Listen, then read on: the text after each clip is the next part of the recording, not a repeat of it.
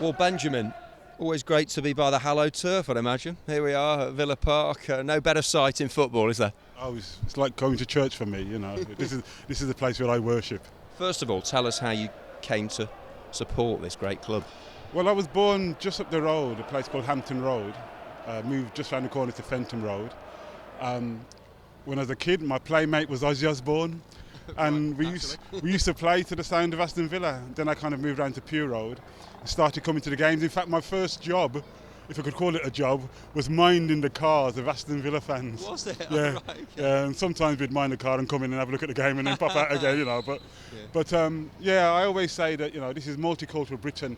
If you look at my blood, it's part Jamaican, it's part English, and very much Aston Villa. And Ozzy, was he good value then, as a youngster? He was good fun. Well, I didn't really like the music he was listening to. We were listening to ska and he was listening to some kind of heavy metal stuff. You know, I really have great memories of coming to the games. And the other thing was, a lot of the players were local.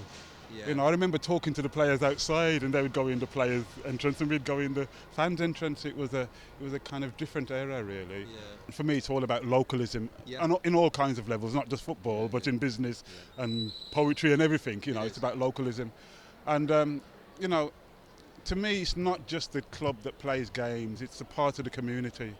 Yeah, and so it's important for me to support my club. Yeah. And the interesting thing is that, you know, I was a Villa supporter while I was living in Birmingham. When I moved away, I became a stronger Villa supporter. Just looking around the place, it's just set up for big games. We enjoyed your latest ode, and did a lot of thought go into that one? Not really. I mean, because it was truth. It was heartfelt, you know, and there was a bit of rivalry. I mean, we used to be on the streets, me and my mates, and a gang of kids would come down. There would be West Brom fans. We'd go, "Yeah, you want a game?" Yeah. And it was literally putting cardigans down in the street and playing football. In those days, you could play football in the streets. Every 10, 15 minutes, a car would come past. You stop for the car, and then you carry on playing. You know, I knew Doug Ellis since I was a kid. You know, he was always telling me to go for trials and stuff like that. And I said I'd go for trials if they had mixed teams with girls in it. Right, okay. Yeah, it never happened. but Doug, what a character. I mean, and he was great for this club. You know, he was a great chairman, and he was a great local person. Yeah. You know, in terms of business and what he did for young people and getting kids off the street. You know, I love the man with all my heart. Yeah, and you use the words magnificent and wonderful when it comes to Villa in your latest poem, and that sums it up, really. I mean, we are, and it's not just about the team now, it's about the whole history of the club. Yeah. We were one of the first teams to start the league, you know, and I'm just fascinated with the history of the club, and of course the possibilities, what can happen in the future. You know, absolutely. And you know, let's not hype on the fact that we're down at the moment a little bit. Yeah. You know, but I know, and any person who's been successful will tell you that the way to get up is to understand what it's like to be down. Yes.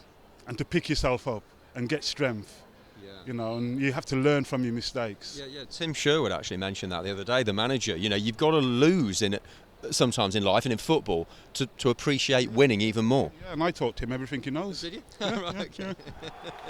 That's your poetry. I mean, it lends itself, doesn't it, to the emotions and passions of football, doesn't it? When you're writing your poems and performing as well, the drama that you get from a football match. Yes, I mean, there's a kind of poetry in the chants. I can remember all the early chants that me and my mates did when we came here as kids. They were a bit ruder, so I can't really refer to them, you know. But they're in the head, and good poetry stays in your head. And I used to listen to this, and it was a kind of poetry for me.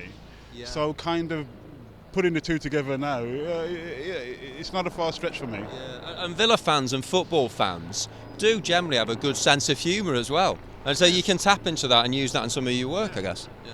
Good poetry is truth, humour, and optimism.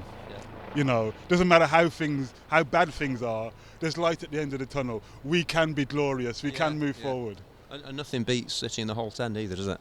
Oh, nothing beats it. I mean, I would say, controversially maybe, nothing beats standing in the Holte End. Oh, I see, but those days are over. But you know, for me, that's what I loved. When I was a small kid, my Uncle Simpson, I think he was the first person to bring me to the ground. Yeah.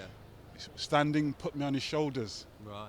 You know, and I remember, I think possibly people could have me here and say I'm wrong, but the only black person I knew in the league then was Clyde Best Right. from West Ham. Okay. And when he came here, we were Villa supporters, but my uncle was going, look at that black guy there. Oh, You was know, it? he was so unique, Yeah. you know. But yeah, standing in the Holte End, singing our hearts off, losing our voices. Yeah. Football is something that really brings people together, and certainly brings people together on the pitches, and they have their spats, and hopefully most of them kiss and make up or shake hands and make up. But that's got to be reflected in the fans as well, Yeah, you know. And you know, I've been a Villa supporter all my life, but you know, I'll hug a City supporter. You know what I mean? I'll hug a West Brom supporter. I'm proud of my city, and I'm proud of football in my city, and anything that brings people together, increase the peace.